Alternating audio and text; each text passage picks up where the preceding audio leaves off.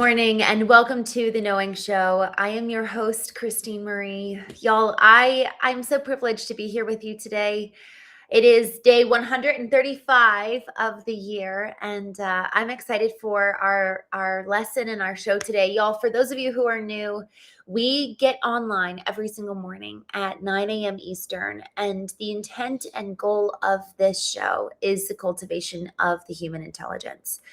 The objection and outcome of the cultivation of ourselves is freedom. We're no longer tethered and tied to the past. We're no longer tethered and tied to people around us to be our emotional anchor. They're not and no longer our weather system. And so we're able to really be free across every level of analysis. And also, as a result of that, comes creation. When we are able to be connected with who we were intended to be, who we were created to be in the first place, creation is a natural outpouring and overflow of an authentic individual. When we think about some of the greatest artists and greatest inventors in the past millennia, they came from people who really did not follow the status quo. They were countercultural in so many ways. And a lot of times they were very unique individuals. And so the uniqueness is not so much of the pursuit, it's more so the authenticity of who am I and who was I created to be and why am I here? And the answers to those questions are really what we're in pursuit of this morning and every morning. I am so excited to dive in with you. We every morning review A Course in Miracles, which is just a daily workbook, which has 365 lessons, and it serves as a springboard from which we then go and have meaningful conversations. So with that, we are on lesson 135, and I'm going to just do a quick review of some of the previous lessons leading up to today's, and then we will dive in. Lesson 91, miracles are seen in light. Lesson 92, miracles are seen in light, and light and strength are one. Lesson 93, light and joy and peace abide in me. Lesson 94, I am as God created me. Lesson 95, I am one self united with my Creator. Lesson 96, salvation comes from my one self. Lesson 97, I am spirit. Lesson 98, I will accept my part in God's plan for salvation. Lesson 99, salvation is my only function here. Lesson 100, my part is essential to God's plan for salvation. Lesson 101, God's will for me is perfect happiness. Lesson 102, I share God's will for happiness for me. Lesson 103, God being love is also happiness. Lesson 104, I seek but what belongs to me in truth. Lesson 105, God's peace and joy are mine. Lesson 106, let me be still and listen to the truth.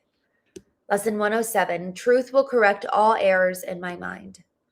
Lesson 108, to give and to receive are one in truth. Lesson 109, I rest in God. Lesson 110, I am as God created me. Lesson 121, forgiveness is the key to happiness. Lesson 122, forgiveness offers everything I want. Lesson 123, I thank my Father for his gifts to me.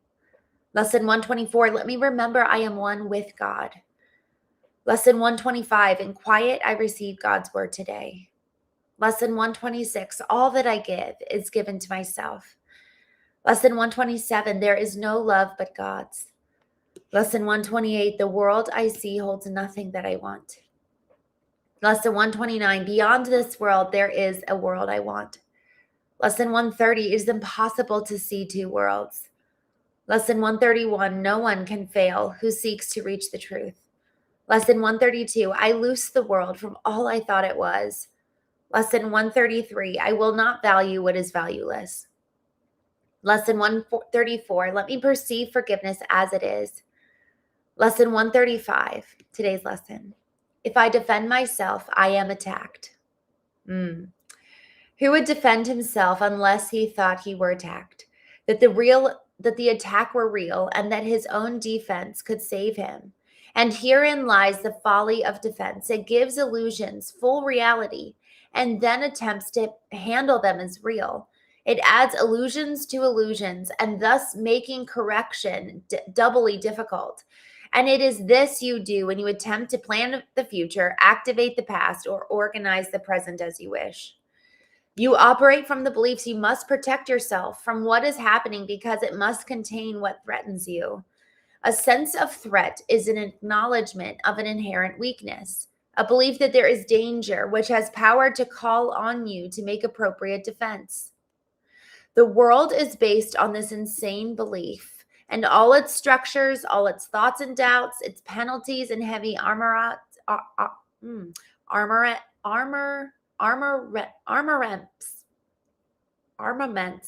never heard that word. I have no idea what that means. Armaments.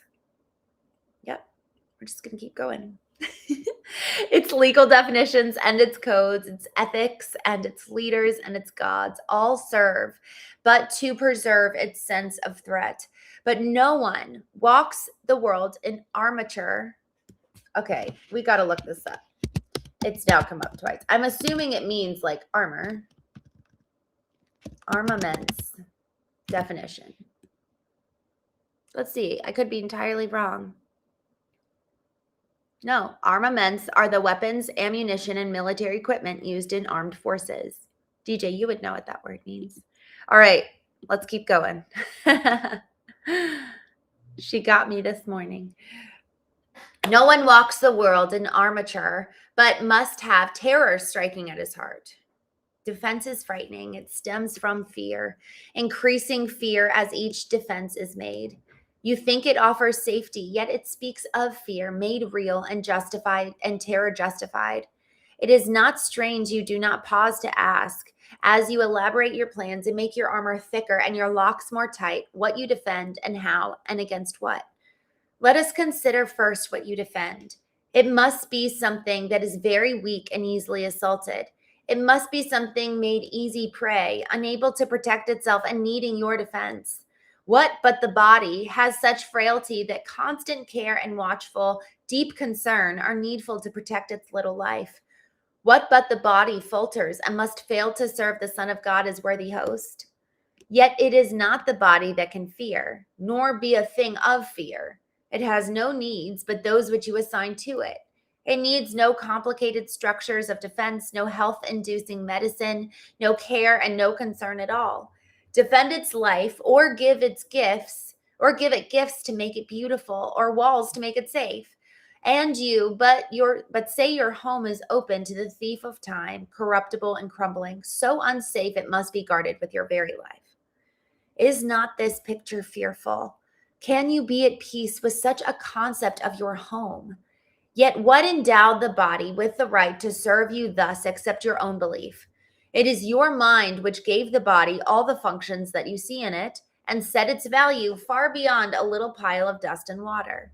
Who would make defense of something that he recognized as this? The body is in need of no defense. This cannot be too often emphasized.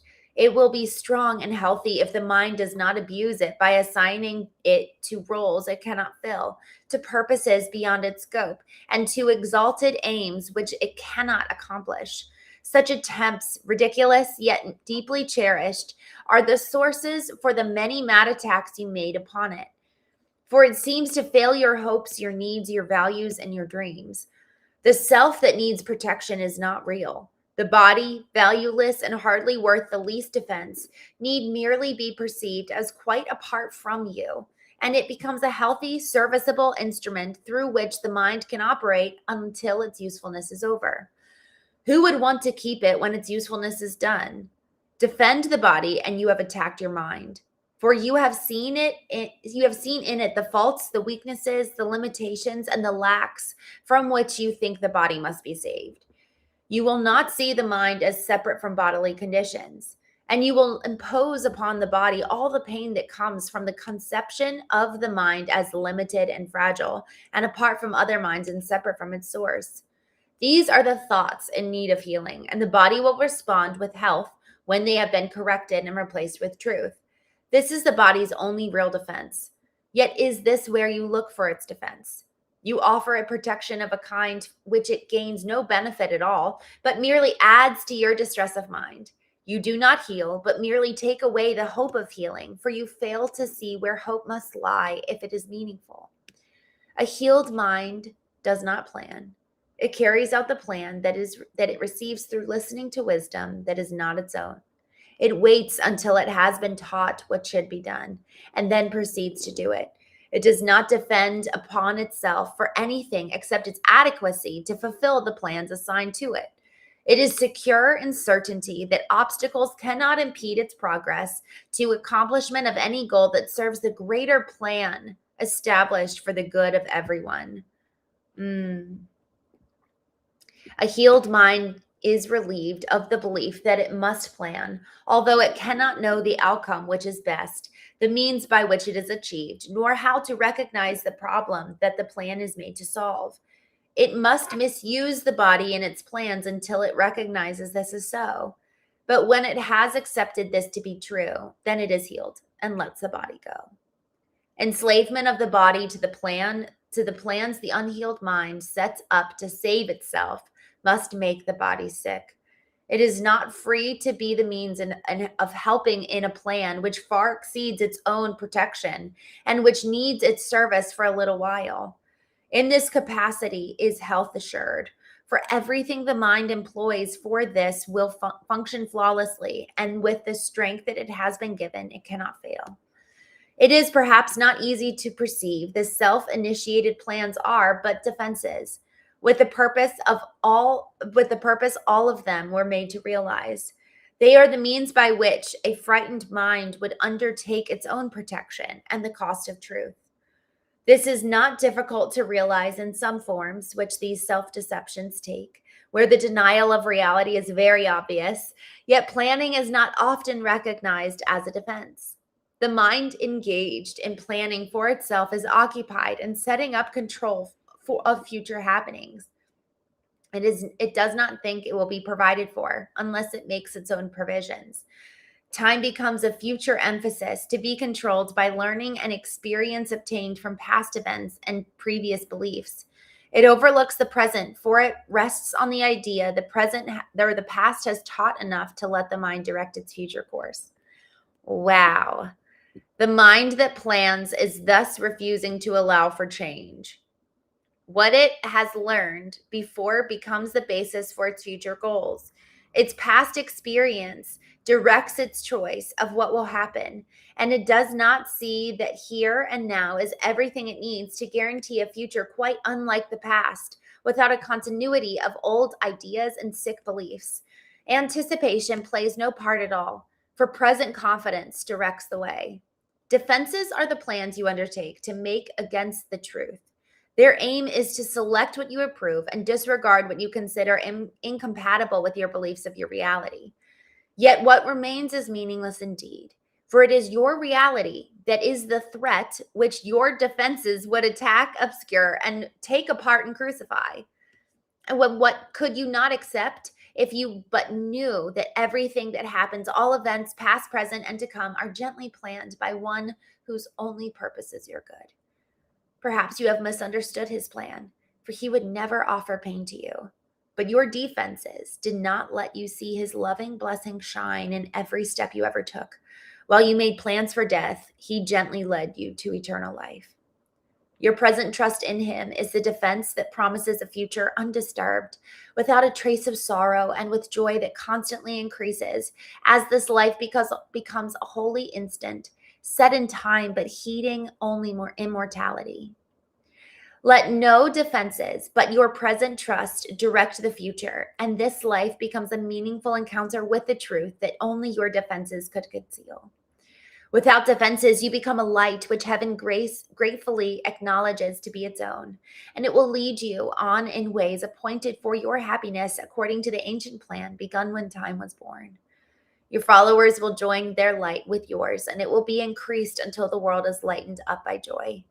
And gladly will our brothers lay aside their cumbersome defenses, which availed them nothing and could only terrify. We will anticipate that time today with present confidence, for this is part of what was planned for us. We will be sure that everything we need is given us for our accomplishment of this today. We make no plans for how it will be done, but realize that our defenselessness is all that is required for the truth to dawn upon our minds with certainty. For 15 minutes, we rest from senseless planning and every thought that blocks the truth from entering our minds. Today we will receive instead of plan, that we may give instead of organize. And we are given truly, as we say, if I defend myself, I am attacked, but in defenselessness, I will be strong, and I will learn what my defenses hide. Nothing but that. If there are plans to make, you will be told of them. They may not be the plans you thought were needed, nor indeed the answers to the problems which you thought confronted you. But they are answers to another kind of question, which remains unanswered, yet in need of answering until the answer comes to you at last. All your defenses have been aimed at not receiving what you will receive today. And in the light and joy of simple trust, you will but wonder why you ever thought you must be defended from release. Heaven asks nothing. It is hell that makes extravagant demands for sacrifice. You give up nothing in these times today when undefended, you present yourself to your Creator as you really are. Wow. He has remembered you. Today we will remember him. For this is Easter time in your salvation, and you rise again from what was seeming death and hopelessness. Now is the light of hope reborn in you.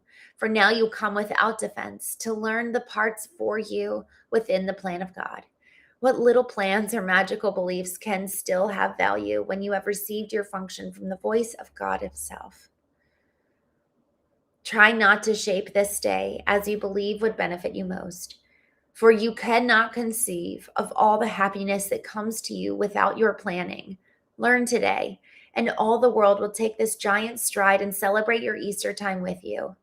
Throughout the day, as foolish little things appear to raise defensiveness in you and tempt you to engage in weaving plans, remind yourself, this is a special day for learning, and acknowledge it with this. This is my Easter time, and I would keep it holy.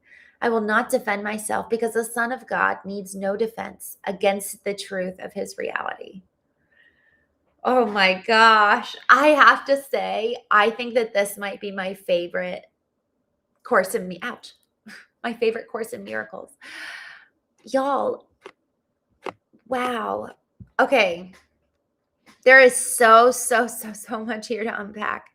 I'm just going to go up to the top. Y'all, we talked about this yesterday. We talked about how so many of us, given our pain of the past, we effectively are existing behind ironclad gates. With each fear of the past being projected onto the present and onto the future, we are living reactive. We're ready to defend ourselves. We're ready to protect. And we talked all about this yesterday. And then this is today's lesson. So this is amazing. And I love when it builds upon itself the way that it does. And she just did such a beautiful job outlining these lessons. Y'all, I highly encourage you to go and read this lesson for yourself. It's actually quite long. It took probably 15 minutes to read. I'm actually going to put it here in the chat on YouTube. For those of you who are watching on LinkedIn and Facebook, I encourage you to come and join us here. Y'all, this lesson is so important. Hi, folks in the chat. I'm just jumping in here briefly. William Tibbs, good morning. Viking Lloyd, I'm glad to see you. Oliver, good morning. Perry Guinness, good to see you. There's nothing to fear except fear itself. I think, didn't a Roosevelt say that? Ahmed, good morning. Kevin, good morning. Dr. Who, Remy, Stan, Joe, good morning. Pablo, Wormus, Stan again. Good morning. The Gray Tone, good morning. I'm glad you're here. All right, just scrolling down. And then I'll jump back into the lesson because this is so good. James, good morning. Arturas, good morning.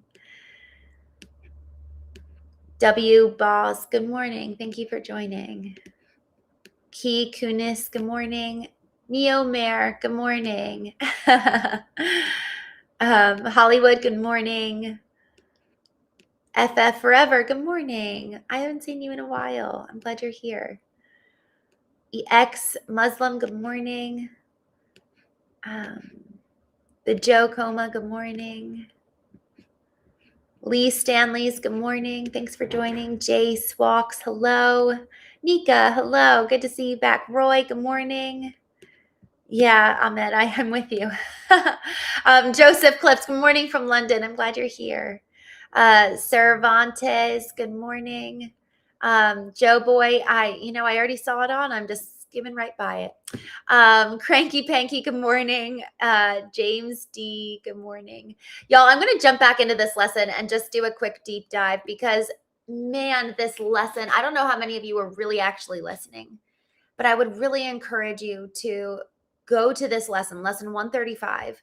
Y'all, if we lived this way, we would operate. I think that this world would be incredibly different, but we would all operate. I started the show saying, what is the goal of this show? The goal is the cultivation of the human intelligence, intellectual, emotional, spiritual, physical, for the sake of freedom, so that we're not tethered to the past. We're not tethered to our emotional weather system being dependent on those around us. We're free to operate in the freedom of this moment for what it is. And we're no longer having the fear of the past being projected onto the future, because ultimately that's what we're doing. We've got pain and we haven't dealt with the past, and we're bringing it with us today into the future, into the present moment too. And so what we're seeing and observing right here, right now, in this moment is ultimately colored and defined by past pain and past experiences, all of which developed belief systems so much of the time that we haven't gone through. Now, so some people, and I'm working through this, I haven't completed it by any means. And this is what we've been working on the show. For those of you who have been around for a while, you've been doing this work. It's identifying what is the lens through which I'm viewing the world right here, right now. And is that tied to a belief system that was developed when I was under 15 years old, based on a moment of pain, or based on a moment of just observing somebody else modeling a behavior for us. And then we established and developed a belief system about the world based on that one isolated experience. So much of the time, our beliefs, our deep-seated beliefs, deep in our subconscious, we're not even super aware of them, were formed at such a young, early age, based off of an isolated experience with someone, something, and thus we developed this view of the world. Whereas today, if we were to look back and intentionally consider, what are my beliefs, we would actually realize, man, they really need to be updated. They really need to be updated to encompass all of this new data that I've received over the last 20, 30, 40, 50 years of living. So how would my beliefs change and thus my behavior change if I was to update these old programs and ways of thinking from, honestly, childhood? And here's what's so interesting. A lot of times we'll layer on new thoughts or new habits or new behaviors, but what rests at the nucleus is the core belief. So we strip away to get to that core belief of, man, okay, why did I react in this moment this way? We're talking today all about defending ourselves and the way that we react to people. Well, when we are reactionary and when we feel like we need to defend ourselves, that is a moment for us to literally do three things. One, slow all the way down. Slow down. Two, lean in to whatever that emotion is in our body, because our emotions store data. Our emotions usually are a signal for us. They're automatic. We decide what happens afterwards, but so often the emotion is the stimulus. And in the stimulus, then we have the power of choice to choose how we're going to respond. Viktor Frankl, author of Man's Search for Meaning, incredible book, said between stimulus and response is choice. The thing about our emotions is that they actually are a stimulus. They are a stimulus that warrant a choice of how then I will respond. But so often we view emotions, we have a belief system around emotions. So if we sense something in us, we either suppress it, we suffocate it, we choose to ignore it, or we have no regulation system whatsoever. And that just completely dictates how then we respond without ever engaging all of our intelligences in the power of choice. Every single one of these intelligences need to serve as what I consider to be a board of director. Each one needs to come into the boardroom with the data and past intelligence that they hold. And that past intelligence needs to be incorporating all of our experience, not just that isolated belief from 12 years old, 8 years old, maybe even 18 years old. Y'all, none of us want our 18-year-old self in the driver's seat of our lives. So there's a moment in between stimulus and response is choice. So that time, that space warrants us to activate our intellectual intelligence, emotional, spiritual, and physical intelligence, because each one has insight into that moment. And a lot of times emotion is in and of itself a stimulus. A thought is a stimulus. So how am I going to engage with each one of these? What does that say to me about the past? And that choice is our opportunity to go back and trace the root of the thought, of the emotion, and say, where did this come from? Why is this here? Why do I feel the need to protect myself? And is what's happening in the present moment tied to the past? More often than yes. So many people will blame others for why they're triggered. But the thing is, that person could not trigger you if there wasn't something inside of you to trigger. So much of when we assign blame and point outwards for why we are having all these problems in our lives, it really is a mirror for us to go in and do the work. So this whole concept of defense is predicated in old belief systems. And she talks about it right here, right now, which is just, I love this lesson. It's so important. You operate from the belief you must protect yourself from what is happening because it must contain what threatens you. So then here's the thing. Okay, so it's based in a belief system. When we react, when we believe that we need to defend ourselves, that thought in and of itself is based in a belief system. A sense of threat is an acknowledgement of an inherent weakness, a belief that there is danger, which has power to call on you to make appropriate defense. The world is based on this insane belief, and all its structures, all its thoughts and doubts, its penalties and heavy armaments. We learned about that this morning. Its legal definitions and its codes, its ethics and its leaders and its gods all serve but to preserve its sense of threat. For no one walks the world in armature, but must have terror striking at his heart. Y'all, for as much armor as we have built to protect ourselves from other people, it reveals the amount of fear that we have towards them. And it reveals the amount of control we actually have assigned and given everybody else to have that much access to make that kind of impact on us. This at its core is codependence in so many ways. Y'all, I existed this way for 28 years of my life, and I still am tempted to fall into this today. This actually is my modus operandi.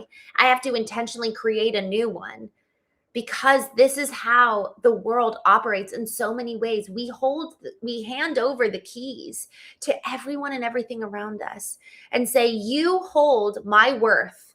You hold my meaning. So if you don't like me, if you don't think what I'm doing in my career is good enough, if you don't think that the way that I'm living is up to your standards, well, then I'm going to second guess myself. And therefore, I must protect myself against you. The way that others view us, whether it's our partner, even our parents, at a very subconscious level, our parents actually hold a lot of power over us. Do we have the ability to walk in freedom in these relationships, or is our worth and our identity fundamentally tied to their opinion of us? Because otherwise we wouldn't hold and wear armor. We would be free. Otherwise, we would be able to go in and engage in family Christmas or sit around the dinner table at Thanksgiving and not be worried about what we might say that might make them upset or what they might say that might set us off or set our partner off. We would stop walking on eggshells around each other because we have taken back the power we have given them over their ability to influence our core identity.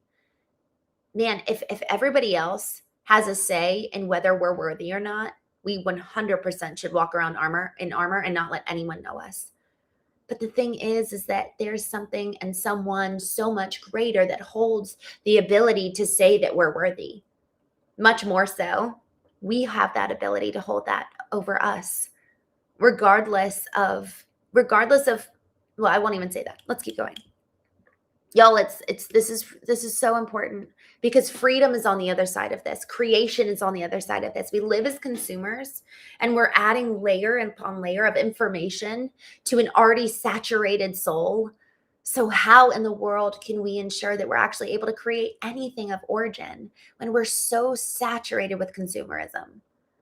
But in the elimination of inputs, in the elimination of voices, in the elimination of assigning and outsourcing our worth and our attention and going inward, there actually might be something really beautiful that is yours to create and offer the rest of the world. So number one, defense. Let us first consider what you defend. It must be something that is very weak and easily assaulted. So the fact that we need defense shows how we think that we are weak compared to everybody else. That's the scary thing that I don't think I've ever really thought about it in this way before. And this is so beautiful. It's devastating in some ways. When we are so dependent on outsourcing our worth, our identity, our attention, our meaning, our value, it shows how little we really think of ourselves. The fact that we can't go sit alone, the fact that we can't take ourselves out to dinner, the fact that we can't be in quiet because we don't want to sit with our own thoughts. It reveals a fundamental, fragile mindset of our own ability to self-soothe, our own ability to create, our own ability to be of value without doing something for everybody else who will come in and validate our worth. Is our being in and of itself worthy of being known, of creating? Do you fundamentally believe that you have value? Scrolling down here in the text. This is just so amazing. Okay, now we get to the next section, which is all about planning, which just blows my mind. A healed mind does not plan. It carries out the plans that it receives through listening to wisdom that is not its own. It waits until it has been taught what should be done and then proceeds to do it. Y'all, the Latin word for intuition, the root of it is intuere, which means to be taught from within. A healed mind is taught from within. A healed mind is told what to do. This is what it means to really be able to listen to God, to listen to what our intelligences know.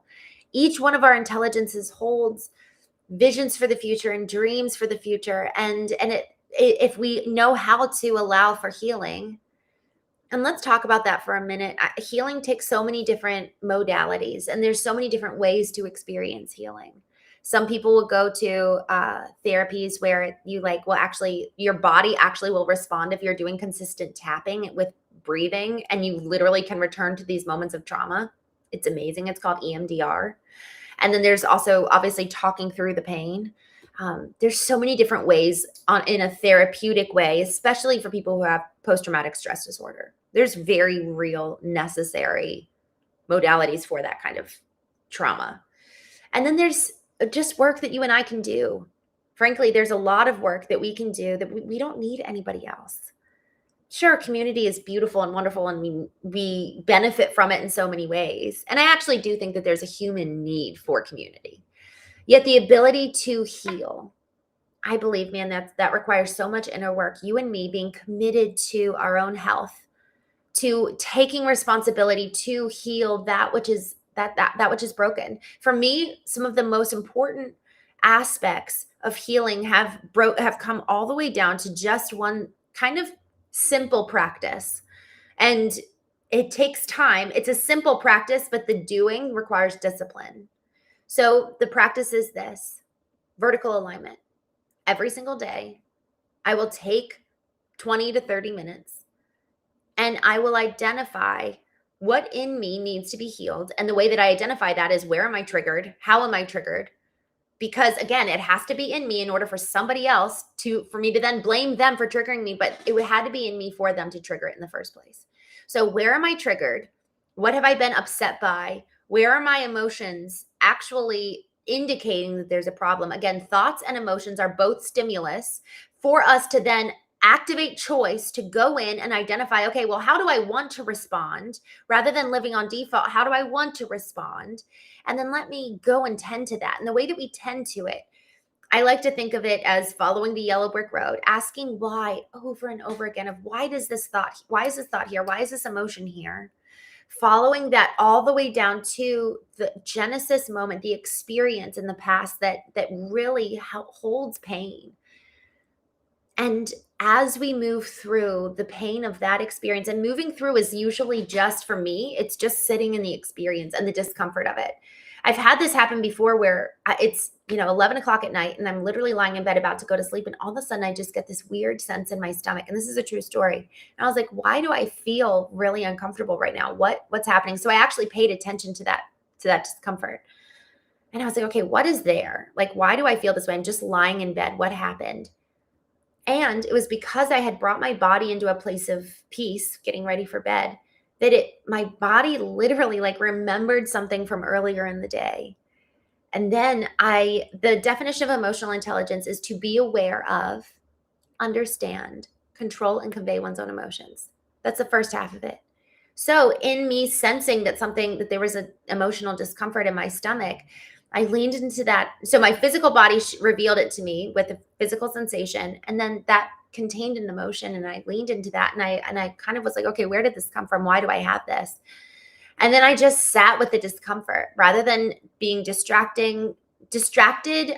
Tactics are actually very, very useful to avoid pain, like picking up our phones or turning our attention to something else or talking to somebody.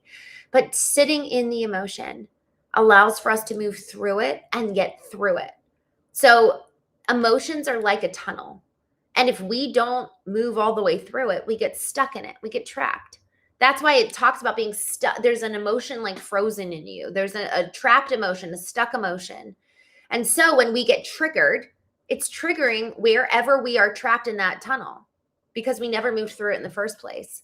So much of healing for those, especially those little T traumas. I'm not talking about the big, massive traumas that we need to go and do, some real work with. I'm not talking about those big moments in our lives that are devastating.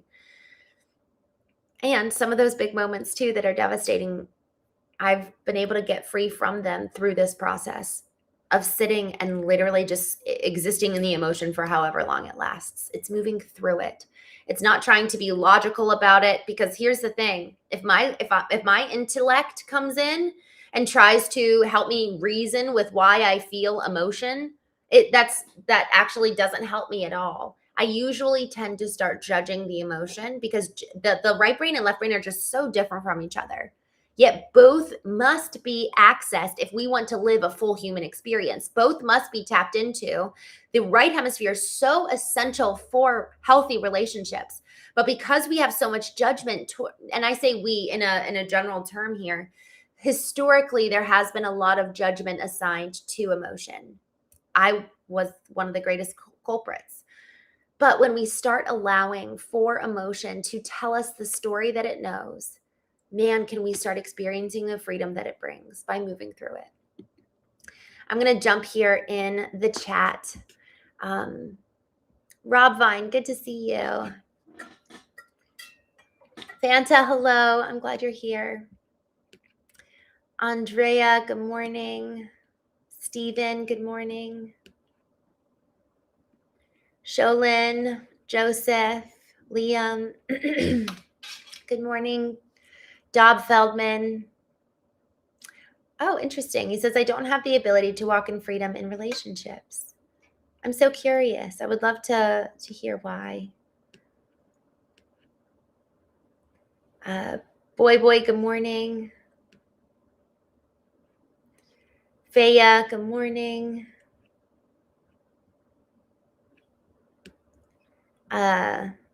Jayhead, good morning. Do we genuinely make our choices, or is everything we do predetermined by a chain of cause and effect on our biology? I think that this could very well be one of the most important questions, truly. Y'all, this is so important. Do you believe that you have the power of choice? I think each one of us has to answer that question. Y'all, I think that in so many ways, until we become aware, again, it's that's the very first step in cultivating emotional intelligence, is to be aware. Until we're aware, I actually think most everything is our biological reaction, and the narratives that we formed and belief systems we formed as children. I think so much of it is that. Yet cause and effect, we have the power to change our cause, and thus the effect can be different. By becoming aware and becoming conscious, by slowing down and just being awake, y'all, that is what it means to wake up. I'd never heard that phrase before. I had never done any reading in, like, I don't even know what to call it. I had never read any like self-help books, but I had this moment in when after honestly, I was married for 8.5 years, and my husband left, and it was just it was so devastating. And I was really committed. I was like, okay, I am like, how in the world did this happen? And I just knew that if I did not take radical responsibility for whatever part that I played in the relationship ending, I would live as a victim for the rest of my life. So that decision to, okay, I'm going to go look in the mirror and look and see what did I do? That was my first act of real autonomy in my life. And in that process was immediately, that decision changed a bit of cause, because for so much of the time it was like, this is so interesting. I feel like there's a whole analogy here I don't know. I need to figure this out. I just got this like picture of like water rushing by, and it's like cause effect, cause effect, cause effect. And we're just like watching this happen, and we're like, oh man, and we're being like carried along with the water. And we've got no real power of our own, and we are almost like victims. There's an element where I actually don't think we're fully responsible for our lives until we choose to wake up and become conscious, and now we can make intentional decisions. The root, the English like 15th century root of the word intention meant that it was every faculty of our being was fully engaged and involved with the decision at hand, with the action at hand. It's every part of me is full force moving ahead. Yet we don't live with that kind of intention. We don't know how to activate the left hemisphere and the right hemisphere of our brain. We don't know how to be really awake and aware to, what do I even want? Who even am I? Rather, we're just living in reaction to what everyone and everything says and dictates around us. So to this point, I do think biology has a lot to do with it. I think cause and effect has a lot to do with it until we decide, you know what, I'm going to make my own choice. But that requires us to slow down, to go inward. And not many people want to do that work. It's way easier to use the concept and to reference the speech Theodore Roosevelt gave in 1914 called Citizens in the Republic. He has this section where he talks about the man in the arena. It is far easier to stand on the outskirts and to point and sneer and to be the critic. It is far greater of a challenge to enter the arena of our lives and actually get down and dirty and try to figure this out. Man, who am I and what do I want? Because now, here's the thing though, there is a consequence for doing this. Now there's no one else to blame but ourselves. Because to that point, perhaps we really were just victims, and we really were just the effect of everything, the amalgamation of everything that happened to us in our lives. Yet, if we are willing and brave enough to step into the arena with intention and take back the reins of our lives, man, I think now we really do have the opportunity to make genuine choices for our lives. Viktor Frankl, going back to his book, he said, of all the greatest freedoms, the greatest one is this. It is the power of choice. And nobody can take that away. My decision on how I will respond. No one, I can't control the stimulus in my life, but I can choose my response. And that's the greatest of all human freedoms. Everything can be stripped away from us physically. For Viktor Frankl, his marriage, his wife, she was killed in a gas chamber. And his very life was threatened. And yet, in all of that, in literally being reduced to nothing, he was able to maintain the greatest of all human freedoms, which is choice.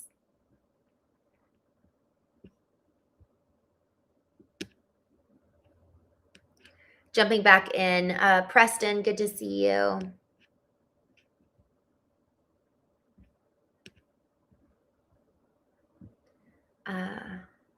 Meditation is a good way to heal, Rob Fine. I love that. Listen Zen ambient music. Honestly, I love that recommendation. Having just beautiful, peaceful music and on in the background can make such a difference.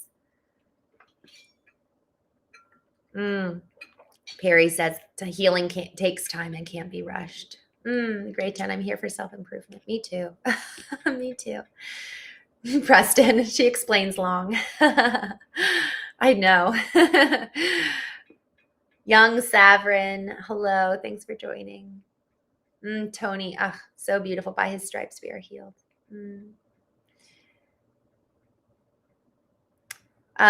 Robine, yes, one should let all their thoughts and emotions out, but how? What a good question. Okay, so somebody asked me this one time. They were like, if there was one thing that you were going to encourage, if you could encourage every human to do one thing, what would it be? And I said, journal every single day.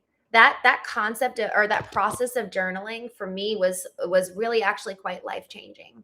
And I will say, in writing my book, it forced me to come up with principles for my life and values for my life and structure my thoughts into, okay, well, who do I want to be? If I was to write like a chapter, if you were to write a chapter in a book about you and who you are, man, that is very, that's a real challenge. That's but in a positive way. It toes the line of like, oh man, that's too much. That's too big of an ask. And yet I think we actually need more of that in our lives. I think we need more things that scare us. Because in the discomfort, it allows for us to I'm at an event here in LA, National Association for Women in Construction.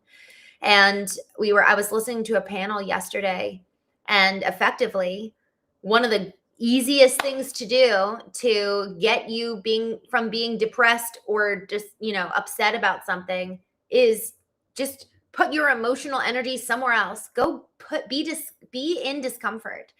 And it was funny, I was processing the loss of my husband after he left, and I started traveling a lot. And the discomfort that I felt in being in these new environments, man, it was interesting. It was like I would process the grief, but I wouldn't sit and stay in the grief. I would go out and go put myself in new environments, and I started speaking, and I started being in these rooms where it was highly uncomfortable, and man, was that a distraction. So in terms of grief, it's like our body can only handle the processing and the grief so much.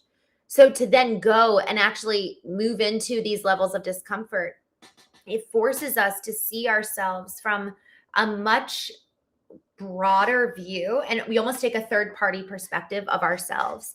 So number one, how do we let our thoughts and emotions out? Journal. 2, processing with somebody else. I found that to be beneficial depending on who the person is. But journaling, processing with somebody else, and then actually going and like putting yourself in new environments actually is really, really helpful, because then people start asking you questions that those people that you know very well would never ask you. And it forces a different way of processing. It forces a different way of communicating that which is within us when we go and find ourselves in new environments. And it could be, there's Grief Share. That's a group that actually my sister joined when her husband was killed. Mine left, her husband was killed.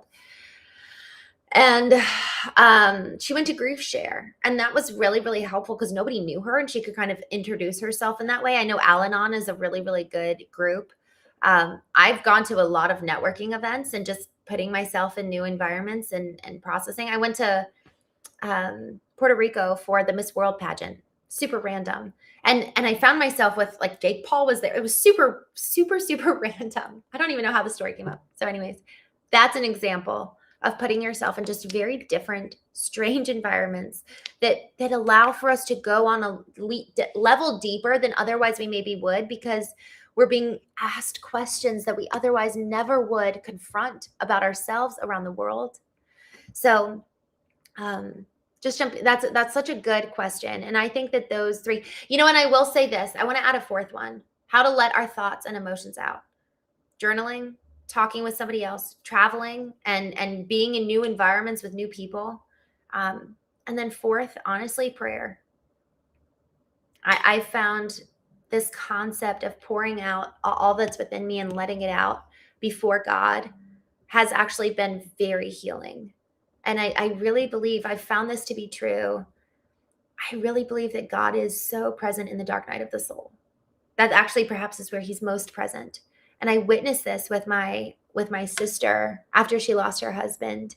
He was 26 and he was 26 and she was 26 at the time.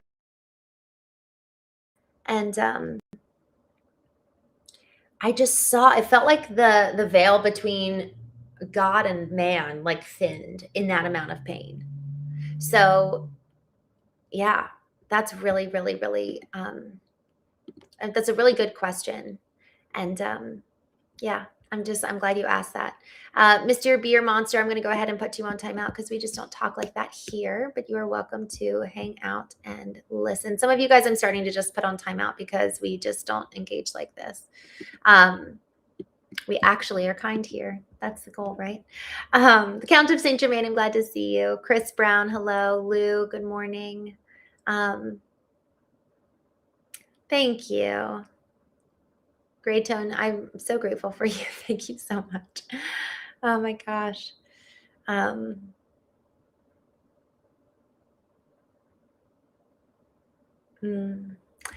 Josh, good to see you. Fry from, good morning. Fry from, I do the same thing, Count Saint Germain, where I'm always like, honestly, and then one of my clients actually, they were a foundation and roofing or foundation repair company, and he would always say, "Oh, I'm glad, honestly, that you're telling me the truth now, and all the other times you lie." And so I have a bad habit of saying honestly. But anyways, y'all have a wonderful, wonderful day. I'm gonna hop off. I actually have a meeting here in just a few minutes. Yeah, see, Count Saint Germain. See how I just started? Guys, thank you so much for joining. Martin, I'm sorry to be jumping off right when you get here. Gregory, good to see you. And question mark, I'm sorry to be hopping off, but thank you all so much. Andrea, thank you for being here.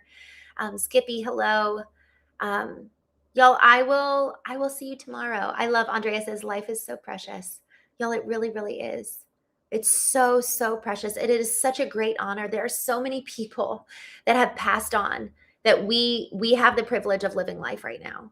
And how will we live it?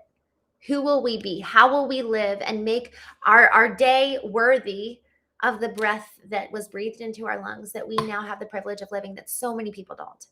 So who are we going to be today? What are we going to do? How are we going to love well? With that, thank you all so much for joining. I will be back again tomorrow morning, 9 a.m. Eastern. Yeah, thank you all for hanging out with me this morning. I'm actually saving the chat because I like being able to go back through and read the chat. Gray Tone, as always, I really appreciate you jumping in and protecting the chat. Y'all, just for your awareness, we are going to start the community here pretty soon. My goal is June. I have somebody actually joining my team to help me launch it in the next 2 weeks. So I'm really excited for all that's to come, where it beyond our going live. We can continue the conversation. 2, when and beyond being live, I can see you guys. Like, I actually want to have a back and forth relationship rather than it being one-sided. So I would love for that. And then also, I'm excited to have more private conversations with y'all where it's much more intentional and we meet where we're not streaming live. So I'm excited for all those things. And frankly, hopefully, I'd like to start meeting up in person. I do travel a decent amount, and I'll be in London at the end of this year. And so I want to do a London meetup. I'm going to Texas in July. So I'm going around to different places. I'm here in LA, and we probably could have done a meetup here, but I'd like for us to be able to start doing that. I think for us to see real change in our lives and in our communities, it's just helpful to have a support system with each other. And some of you have voiced a willingness to support, and I would really, really value that, because ultimately, this mission of knowing has so much more to do with the mission itself, not one person. So I would love for whoever is passionate about really being healthy and seeing the community and society change as a result of healthy individuals. I would love to do this with you at kind of a higher level. And then obviously I welcome anybody who just wants to join. So anyways, have a wonderful day, y'all. Thank you so much for hanging out.